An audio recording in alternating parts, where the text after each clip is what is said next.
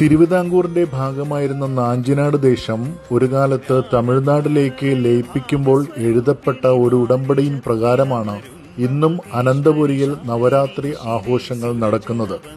നവരാത്രി കാലത്ത് ശ്രീ പത്മനാഭന്റെ സഹോദരി എന്ന് വിശേഷിപ്പിക്കുന്ന സരസ്വതി ദേവി പത്മനാഭപുരത്തു നിന്നും എഴുന്നള്ളി വരുമ്പോൾ ദേവിക്ക് അകമ്പടി വരാനായി തലേ ദിവസം ശുചീന്ദ്രം ക്ഷേത്രത്തിൽ നിന്നും 300 നങ്ക പുറപ്പെട്ട് കൽക്കുളം നീലകണ്ഠ ക്ഷേത്രത്തിൽ വന്നു തങ്ങും.